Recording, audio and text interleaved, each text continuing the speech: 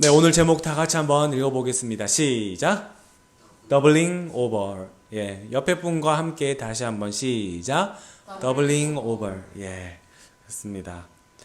여러분, 사랑하는 자녀들이 잘못된 길을 간다면 타이르고 또 때로는 따끔하게 또 훈계하고 기다려주는 것이 부모의 심정입니다.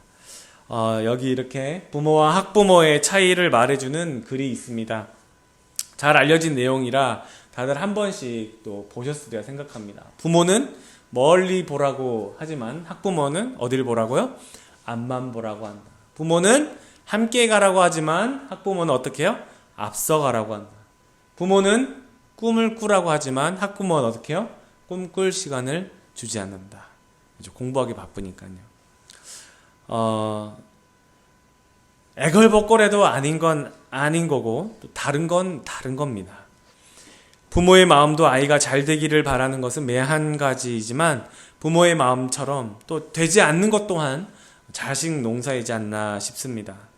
하나님 우리에게 성공한 인생, 앞만 보라고 하는 그런 인생, 앞서가라고 하는 인생을 말씀하시는 게 아니고 함께 가자고, 그리고 꿈을 꾸라고, 그리고 멀리 보라고 우리에게 말씀하시는 아름다운 인생을 우리에게 말씀하고 계십니다.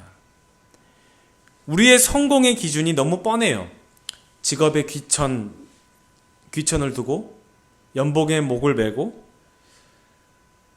누가 나보다 잘 사나 못 사나, 누가 더 좋은 집을 사고 차를 몰고 누가 고급 레스토랑에 가고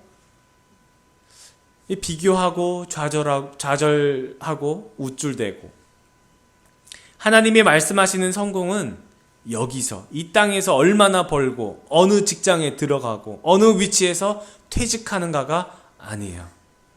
우리가 말하는 성공일 뿐이에요. 우리가 말하는 성공, 앞서가야 되고 앞만 봐야 되고 꿈꿀 시간조차 주지 않는, 아름다운 자연을 보면서 아름답다고 느끼지 못하는,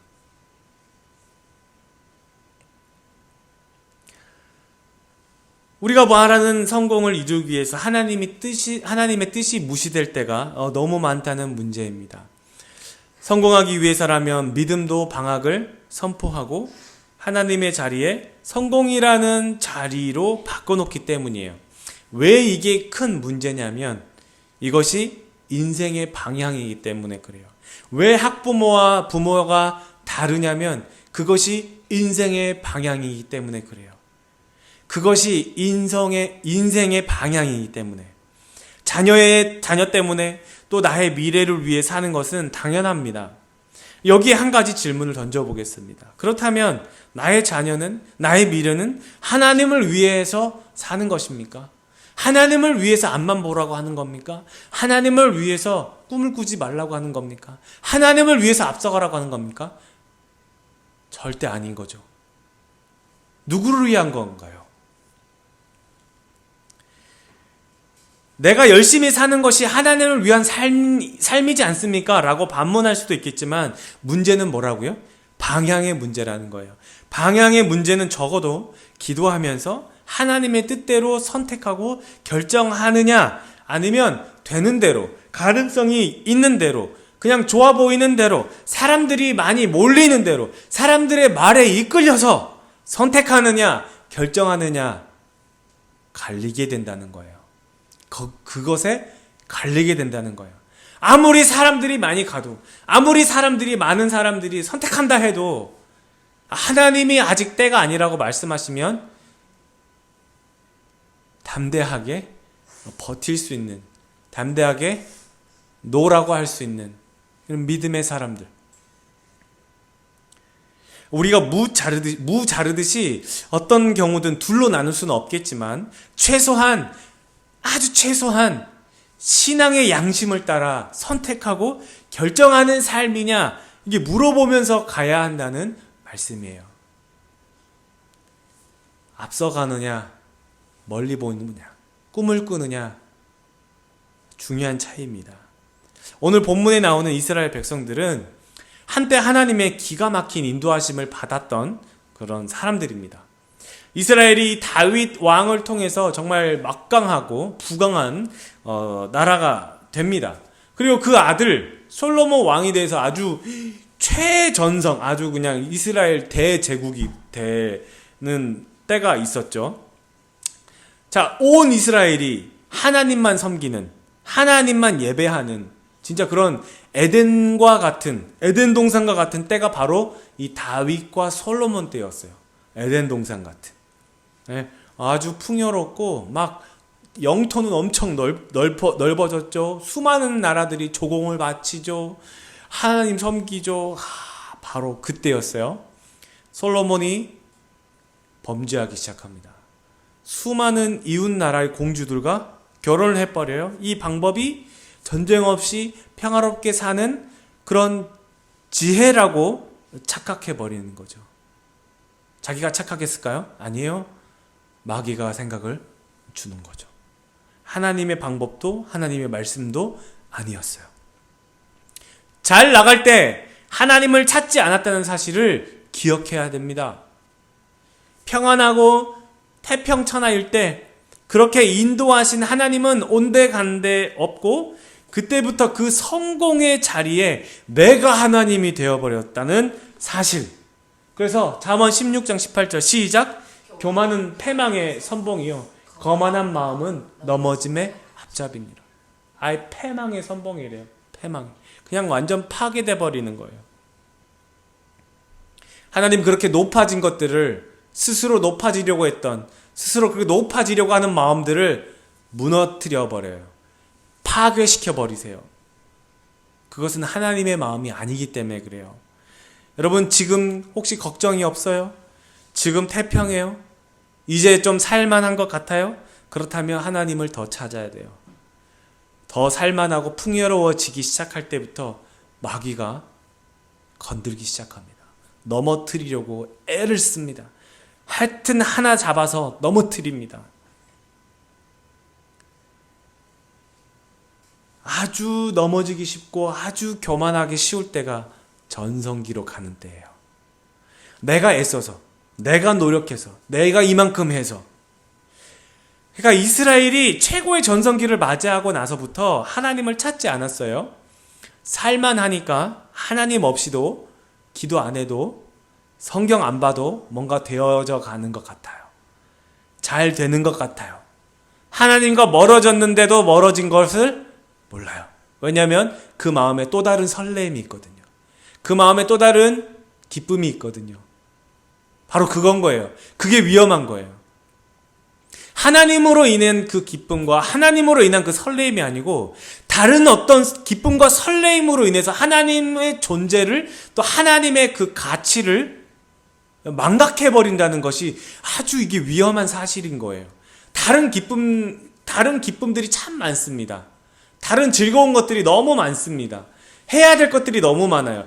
해야 될 것을 통해서, 해야 될 일을 통해서 내가 이것을 해야 되고 이 기쁨을 성취해야 되고 이것을 통해서 내가 정말 뿌듯하고 보람을 느끼겠구나 하는 것이 내가 노력해서 그것을 느끼게 된다면 점점 하나님이 주셨다는 것을 잊어버리게 되고 감사하지 못하게 돼요.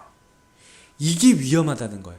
별거 아닌 것 같은데 이게 아주 위험하고 정말 위험한 요소라는 거예요. 그러니까 이스라엘 백성들이 이렇게 멀어졌어요. 그런 이스라엘에게 끊임없이 선지자를 통해서 꾸짖고 타이르고 말씀하시는 거예요. 얘들아 그러면 안 된다 그러지 마라. 그래도 말 안 듣죠. 이제부터는 너희들이 하는 대로 내버려 둘 거야. 그리고 그 일에 대해서 너희들이 책임져. 바벨론 포로로 끌려가 버립니다. 성전이 파괴됩니다. 자기들이 높아졌다고 생각하는 것들을 하나님은 완전히 파괴시켜 버리세요. 그렇게 자랑했던 금, 은, 모든 성전의 기구들, 보화들, 제사 기구들 전부 다 빼앗겨 버립니다. 왕궁의 모든 보물들을 전부 다 빼앗겨 버려요. 자랑했던 것들 다 빼앗깁니다. 이거 내가 했어. 이거 내가 자랑하는 거야. 다 빼앗깁니다. 다 무너져 버립니다. 성전의 모든 금이랑 금은 다 벗겨서 가버리는 거예요. 그리고 그 성전을 돌 위에 돈 하나도 남김없이 전부 다 그냥 불태워버리고 타져버리는 거예요. 사람들 하나하나 다 그냥 포로로 끌려가 버리는 거예요. 그것이 그들의 자랑이었고 그것이 그들의 전부였어요. 여러분, 나의 자랑이고 나의 전부였다고 하는 것, 그것이 있다면 그것이 하나님이 아닌 이상 그것은 다 빼앗기게 됩니다. 그래서 그것을 하나님이 만약에 주셨다면 하나님 감사합니다. 하나님이 하셨습니다. 하나님께 감사하고, 그것은 있어도 없어도 나는 그것에 만족하지 않습니다. 나는 하나님으로 만족합니다 라고 할 때 하나님께서 이것을 더 높여주시는 거죠. 내가 이것을 현상 유지하려고, 내가 이것을 더 잘되게 하려고 할 때 패망이요. 패망. 이건 성경의 진리예요. 무너지게 되어 있어요. 하나님을 자랑하지 않고 다른 것을 자랑했더니 전부 빼앗겨버려요. 하나님 아닌 다른 것을 사랑했더니 다 빼앗기고 만다는 사실이에요. 빼앗기게 하시면서 하나님 기분이 좋았겠어요? 우리 하나님 사랑한다고 하시는데 우리 망하게 하면서 하나님 기분 좋겠어요? 천만의 말씀이에요. 아니에요. 자녀가 아파하는데 좋아할 부모가 어디 있습니까?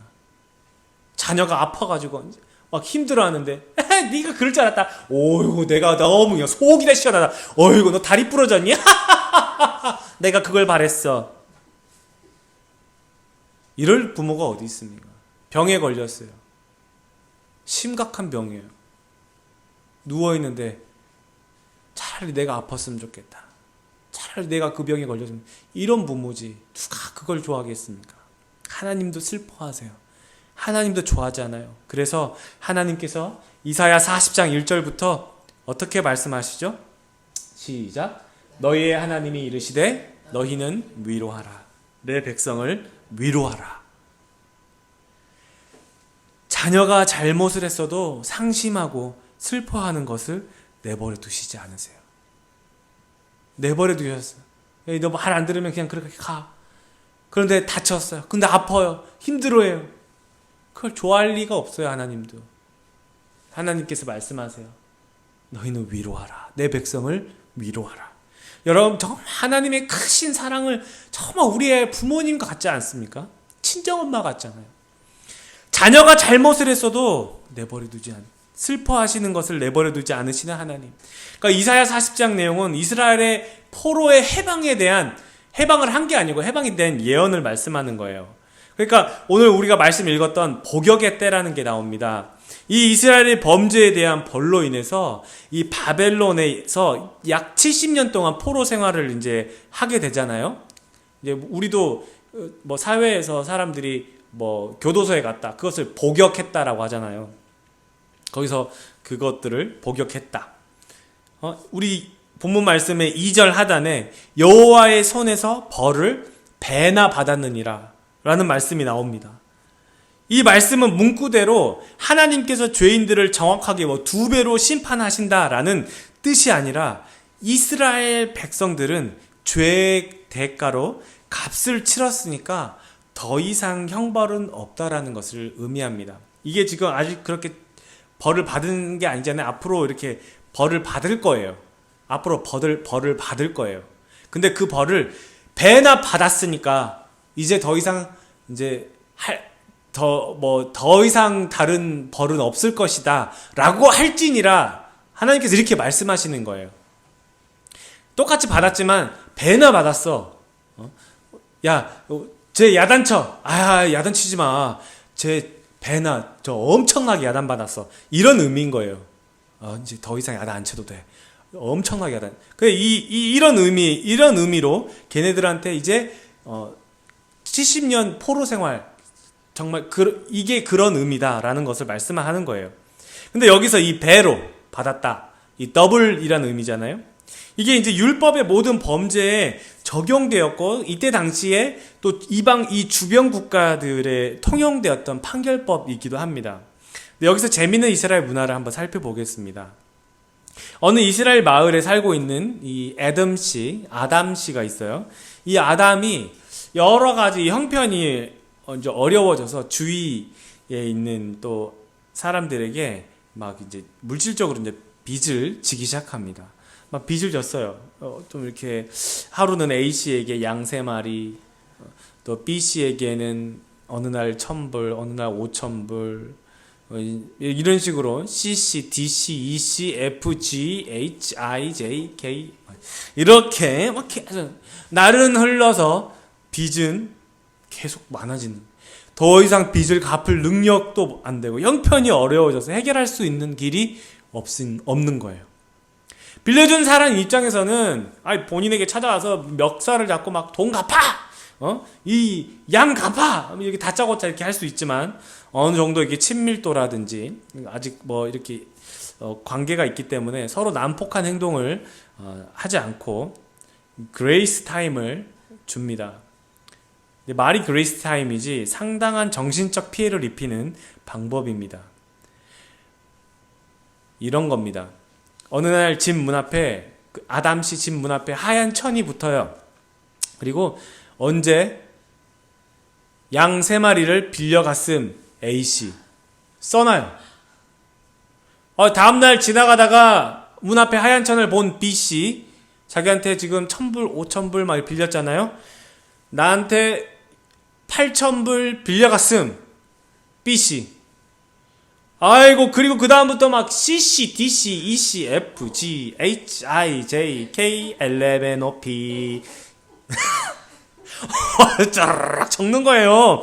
마치 수학여행 때 마지막 날 롤링 페이퍼를 적는 것처럼 막 차곡차곡 빈칸이 막 하트 써있고 막 해골 표시 그려져 있고 막 이런 거 이런 거 써있고 막, 이게 뭐예요 지금? 이 사람은 신용도가 떨어졌음 이라는 것을 의미하고, 덕을 세우지 못하는 사람, 이 사회에서 손가락질 받게 되면 본인뿐만 아니라 가족들도 사회에서 영구 제명돼 버리잖아요. 결국 그 말에서 떠날 수밖에 없는 이 신용에 철저한 그들에게 있어서는 두들겨 패지 않아도 충분히 그만한 힘을 주는 이 하얀 천을 붙여버리는 거예요. non-grace time이죠. 그런데 어느 날 이 아담의 아빠, 이름이 데디예요. 데디가 오랜만에 볼일을 마치고 가족을 보러 오는 길에 이 종이를 보게 되었습니다. 이 천을. 무슨 일이지? 대충 글을 봐도 상황을 알게 된 아빠 데디, 아들을 직접 만나서 똑바로 살아라, 집안에 먹칠을 하냐, 등등 이런 말들을 할 수 있고, 피해자를 만나서 시간을 달라, 내가 다 변제하겠다, 내가 변제하도록 아들을 설득하겠다, 이런 말을 할 수도 있지 않겠습니까? 그런데 이 데디가 아들을 위해서 대신 해결하기로 결정합니다. 우리 뼈대에 있는 집안에서 이런 일은 있을 수가 없어, 내가 대신 갚아주지. 그러면서 아빠 데디는 갑자기 붙어있는 하얀 천을 탁 뒤집어서 깨끗한 면에다가 적습니다. 몇 년, 몇 월, 며칠까지 이 모든 것을 내가 갚겠다. 아빠 데디 써놓는 거예요. 더 이상 내 아들 아담을 모욕하지 말고 내게 오라는 거예요. 이 행동을 doubling over라고 합니다. 탁 뒤집어 버리는.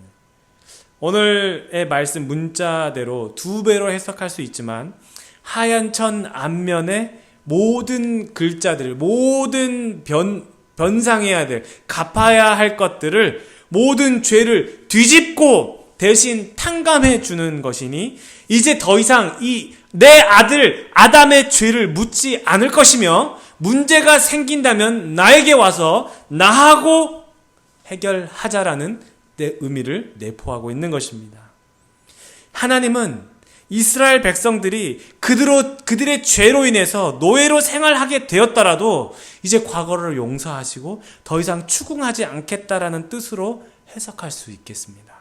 자, 이 아빠 데디는 누구를 지칭하고 있는 거죠? 맞아요. 예수 그리스도예요. 바벨론 포로된 이스라엘, 우리 죄 가운데 빠져서 힘들어하고 갚을 능력이 없는, 감히 죄의 값을 치를 수 없는 우리 같은 아담들, 우리들을 대신 지불하겠다 속량하시면서 그 수많은 죄의 목록들을 뒤집어 엎으시는 더블링 오버 하시고 그 십자가의 사랑으로 내가 이 모든 것을 해결했다라고 말씀하시고 위로하시는 하나님. 위로하라. 내 백성을 위로하라. 하나님도 우리가 하나님 마음에 살아가기를 바라십니다. 그런데 자녀된 우리가 하나님을 기쁘시게 하고 사느냐는 질문에는 그 대답을 망설일 때가 참 많습니다. 우리의 잘못과 죄를 적어본다면 하늘을 종이로 삼고 바다를 잉크로 삼는다 해도 다 기록할 수 없습니다. 그런데 아버지 되신 하나님의 사랑은 어때요?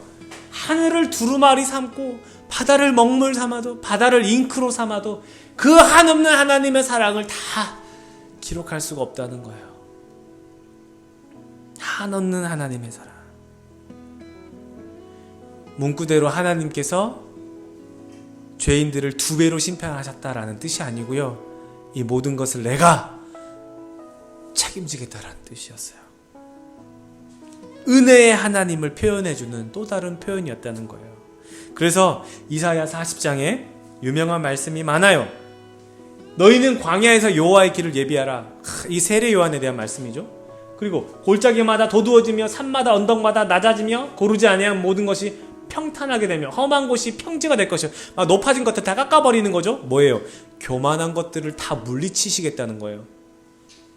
이 예수님의 그런 사역들을 말씀하시는 거죠. 푸른 마루 꽃은 시드나 우리 하나님의 말씀은 영원히 서리라. 예수 그리스도의 영광스러운 표현. 그리고 막 소년이라도 피곤하며 곤비하며 장정이라도 넘어지며 쓰러지되, 옛날 성경에는 자빠지되라고 되어 있어요. 오직 여호와를 앙망하는 자는 새 힘을 얻으리니 독수리가 날개쳐 올라가 같이. 여기서 나오는 게 바로 이제 그 독수리. 독수리 이거 누가 했잖아요. 그 연예인 누구 걔가 했던 그게 이제 여기 독수리 날개치며. 예수 그리스도의 이 더블링 오버 때문에 그들의 모든 빚을 청산하고 독수리같이 날아오르게 된다는 그 말씀이에요. 하나님의 은혜인 거예요. 하나님의 사랑인 거예요. 모든 것이 더블링 오버예요. 우리의 모든 죄를 그걸 보시면서 안타까워하시면서 주님께서 내버려 두시지만 그 모든 일들 가운데 뭐 하라는 거예요? 아파하고 주님, 나는 주님이 필요합니다 라고 고백하고 있는 그 삶의 모습들이 하나님 아버지에게 더블링 오버하게 하시는 놀라우신 은혜가 된다는 거예요. 이사야 40장은 정말 그야말로 예수 그리스도의 힘과 능력과 영광이 그대로 보여지는 기가 막힌 말씀이기도 합니다. 하얀 천을 뒤집어 우리의 모든 죄를 갚으신 예수님, 그리고 우리를 위로하시며 새 힘을 주시는 예수님, 이런 주님의 마음을 알고 늘 겸손하게 주님과 함께하며 힘차게 살아가는 우리 에베네셀의 모든 식구들이 되시기를 예수님의 이름으로 축원합니다.